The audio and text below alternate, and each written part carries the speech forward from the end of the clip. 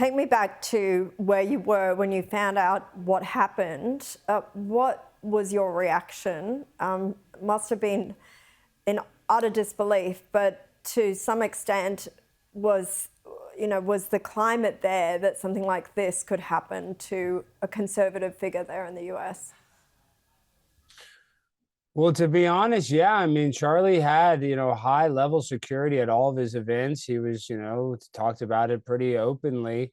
And I'll tell you this much, if Charlie knew that there was a possibility that he would get shot and die on campus, if he knew that that was going to be his outcome, I know that he would still have chosen to go on college campuses and defend free speech because he cared about it that much. He truly, truly was willing to die for what he believed in, unlike most people. And that's why he's a martyr, because he died for what he believes in. I mean, he is literally a free speech, civil rights icon. And there's no debate in my mind whatsoever when I make that statement. You talked about what a huge role he had to play, especially among the younger generation, how no one can sort of fill that place. What do you think happens now to the conservative movement, especially among those younger voters? Will it continue? Will it get even stronger because of this event? Well, yeah, I mean, right now, Turning Point has had an influx in support. Every single T-shirt on their website is sold out. All of their events, the tickets have gone up. More people want to get involved. The request for chapters is up, tenfold, more than that. So obviously there is, I guess, a silver lining in the fact that now Charlie's legacy will even be bigger, but it's just not the same without Charlie. And I think I know Turning Point will go on, but it's just kind of like, it just doesn't have the same energy without Charlie. And that can be replaced by, a team of people, but it's still just not going to be the same. Alex, it is a very somber time, but I do want to play a short clip from your latest video with Charlie that is sure to make some viewers smile or laugh, I hope. This was only a month ago. Have a watch. Mr. Stein. Well, Mr. Stein, that's my government name. My street name is Charlie Kirk, the world's greatest college debater. And I know you are a seasoned debater, but I am the best. And I must say, Charlie, you are talking about immigration. You're talking about deportations, mass deportations. But I must say that my housekeeper, Juanita, has raised me since I was a little boy.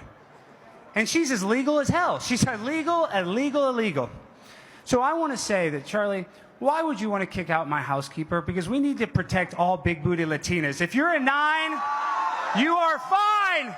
You get to stay. If you're an 8, we can have an immigration debate. If you're a 6, you can kick bricks. But Charlie, let's protect my housekeeper. Why does Juanita have to go, Charlie? But you said she's legal, right? She's illegal, yes. Oh, illegal. Okay, illegal. Oh, yeah, she's very illegal. No papers. I'm sorry, they all got to go. No, but Charlie, I can't afford to pay a legal one. It's like 50 cents an hour for her. No, it's going to break your bank. Charlie, please, just let the lady stay. She's not... No amnesty, no deportations, no exceptions. They're all going home. Okay, well, I still won this debate. I love Charlie. We love it. We love you, Charlie. Keep up the good work. You want a hat? Give me a hat. Charlie, you rule. Thanks, guys. Thank you, Alex. Alex, it's such a good reminder. While Charlie spent most of his time debating lefties, fighting for his values, he always seemed willing to laugh at himself, to laugh at the movement. And also, please give us an update on your housekeeper. Is she still with you? Well, I can't say because we're on the air, but let's just say I can't comment on that. But what I can comment on, Charlie, is that this is what made Charlie Kirk so special, is that he actually had the ability to laugh at himself, to be self-deprecating. When South Park made a whole entire episode about him, he loved that. He laughed about that because he was young. He understands the culture and how, if you get teased, if nobody teases you, then really you're not relevant. So he understood that he put himself out there in the spotlight and that he was going to get some jokes. And I used to play a character called Charlie Kirk, where I was kind of like the, dollar store version of Charlie. And he thought that was hilarious. He would even respond to the clips. So Charlie had a great sense of humor. It wasn't all just doom and gloom, really not much doom and gloom at all, but I'm saying it wasn't all debate. He actually had a sense of humor and really loved to let it loose, I would say. I'm just kind of sad that the world didn't get to see more of the Charlie Kirk that was really laid back and joking around. Even though people did know him, that knew Charlie, knew that he liked to joke around, it's just he's not really known for his sense of humor when he probably should have been more. Yeah, I mean, it is great to see that clip, as I said, and to see so many other clips come to light. I mean, my social media feeds are just filled with Charlie Kirk clips that I'd never seen before, and sometimes surprising exchanges that he had with people. You know, there might be a young gay conservative person who might not have expected him to be as accepting of them. And I think people are learning that he isn't maybe as black and white as some of the critics may want him to seem.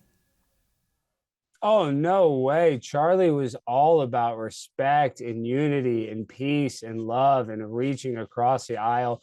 He didn't care about your color, didn't care about your sexual orientation. He was the most inclusive guy. He was literally what the left tries to pretend to be. I mean, he actually wanted to engage in conversations that would be difficult, that people would not agree on, instead of being in an echo chamber. So, no, Charlie didn't have a racist bone in his body. And you see the people that are attacking Charlie Kirk, and, you know, people are going viral for it and losing their jobs. To be honest, Charlie would defend those people's rights to make fun of him and tease him. And that's the difference. They wouldn't do that for Charlie. And it shows you the type of integrity that he had. Yeah, so much irony there. And speaking of that, controversial UK punk rap duo Bob Vylan has come under fire again. This time after the band's frontman, Bobby Vylan, celebrated Kirk's death while performing on stage. I want to dedicate this next one to an absolute piece of a human being. The pronouns was, were.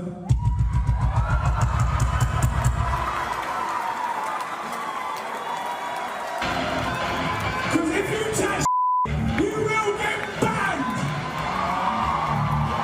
Rest in peace, Charlie Kirk, you piece of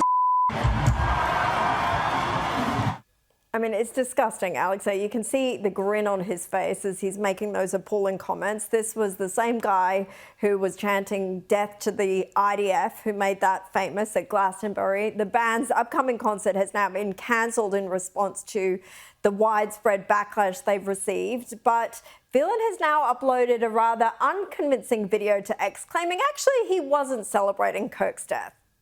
Yo, real quick. At no point during yesterday's show was Charlie Kirk's death celebrated. At no point whatsoever did we celebrate Charlie Kirk's death. I did call him a piece of shit, that much is true, but at no point was his death celebrated. If it was, go find me a quote, go find me something that proves that we were celebrating his death. You're not going to find it, because it didn't happen. We just found the quote, the grab, showing how you celebrated it and grinned on stage. But Alex, we all saw this, but this is what happens all the time on the hard left. They say these things and they try to cover it up. No, you're exactly right. But listen, Charlie has no idea who Bob Vylan is, and Charlie could care less. And I don't really know, for that matter, who Bob Vylan is. And like I said before, Charlie would defend that guy's right to say it. And you see that the Attorney General, Pam Bondi, is supposedly going to put in hate speech laws. Charlie Kirk was adamantly against all hate speech laws. He was a free speech absolutist. So once again, Bob Vylan, the guy's an idiot. He's not talented. All he can do is get clicks by basically saying controversial stuff. I mean, that's what he is. He's a provocateur and not necessarily an artist. And so I know Charlie Kirk wouldn't have lost, a minute of sleep of his opinion. So, at the end of the day, Charlie also wouldn't want these guys to get canceled for, what they say online or, in public. He was a much bigger man than many of them. Alex Stein, thank you so much for your time. Thank you.